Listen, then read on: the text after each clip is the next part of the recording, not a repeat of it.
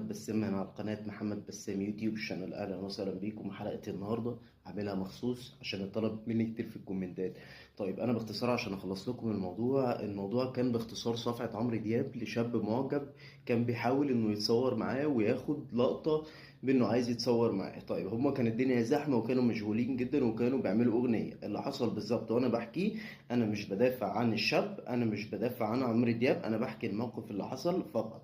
ولكن من ناحية الموقف لو هتسألني عن المنطقية فسايب لك الرد في الآخر مني بعد ما أخلص لك الموقف الأول. الموقف اللي حصل، عمرو دياب كان بيصور في حفلة زفاف موجودة، بيصورها في القاهرة، والحقيقة إن شاب جه يتصور معاه فضرب